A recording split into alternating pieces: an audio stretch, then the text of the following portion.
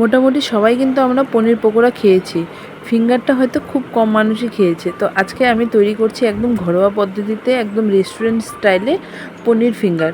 তো চলো শুরু করা যাক। তো হ্যালো এভরিওয়ান, আমি সুষমাস লাইফ অ্যান্ড কুকিংয়ে সবাইকে সুস্বাগত। আশা করি সবাই খুব ভালো আছো। যেখান থেকে আমার ভিডিওটা দেখছো তাদেরকে অসংখ্য ধন্যবাদ। পুরনোদেরকে মন থেকে অনেক অনেক ভালোবাসা, আর নতুনদেরকে আমার পরিবারে ওয়েলকাম।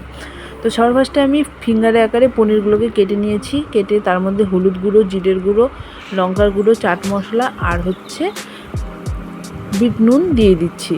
আর দিয়েছি গরম মশলা। বিট নুনটা কিন্তু অবশ্যই দেওয়ার চেষ্টা করবে, বিট নুনটা দিলে কিন্তু ফ্লেভারটা অনেকটা বেশি বেড়ে যায়। তারপরে আমি এই সব মশলাগুলোকে খুব ভালো করে পনিরের গায়ে মেখে নিচ্ছি। মেখে আমি এটাকে কিন্তু 15 মিনিটের জন্য ছেড়ে দেবো, যাতে মশলাটা ভালো করে পনিরটা অ্যাবজর্ব করে নেয়। তো এইদিকে আমি একটা পাতলা ব্যাটার তৈরি করব। তার জন্য আমি 2 চামচ কর্নফ্লাওয়ার আর 2 চামচ ময়দা নিয়েছি, আর তার মধ্যে দিয়ে দিচ্ছি স্বাদ মতন লবণ।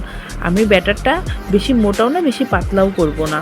তো আমার ভিডিওগুলো যদি তোমাদের ভালো লাগে অবশ্যই লাইক কমেন্ট শেয়ার করো, অনুরোধ রইল। আর যদি আমার ফেসবুক পেজ থেকে দেখে থাকো তাহলে আমার পেজটাকে প্লিজ একটু ফলো করে দিও। তো এই যে আমার দেখো ব্যাটারটা তৈরি হয়ে গেছে। এখন আমি আগে এই পনিরটাকে ডিপ করে নিচ্ছি ব্যাটারটাতে, তারপরে দিয়ে দিচ্ছি বেড গ্রামে কোট করে নিচ্ছি। দিয়ে আমি লো টু হাই ফ্লেমে 2 থেকে 2.5 মিনিটের জন্য ভাজবো। এই সময় কিন্তু স্টিমটা একদম কম রাখার চেষ্টা করবেন, নাহলে কিন্তু উপরটা পুড়ে যাবে, ভিতরটা হবে না। তো আমি একদম হাই টু লো ফ্লেমে রেখেছি গ্যাসটাকে, মানে একদম কমিয়ে রেখেছি। এখন আমি এখানে 2 মিনিট কিন্তু লাল গোল্ডেন করে ভেজে নেব। তো কেউ চাইলে আরেকটু গোল্ডেন করতে পারো, কেউ চাইলে একটু কম করতে পারো। তো আমার যেরকম পছন্দ আমি কিন্তু সেরকম করেছি। আর পনিরগুলো যদি চাও কেউ আর একটু মোটা আর লম্বা করতে পারো, কিন্তু আমি ফিঙ্গারের আকারেই করেছি।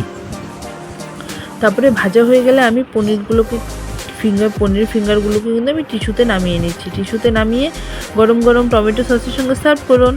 আশা করি তোমাদের ভিডিওটা ভালো লাগলে কিন্তু লাইক কমেন্ট শেয়ার করার অনুরোধ রইল। তাহলে আসি, সবাই ভালো থেকো, সুস্থ থেকো, টাটা বাই বাই, আবার যেন দেখা পাই।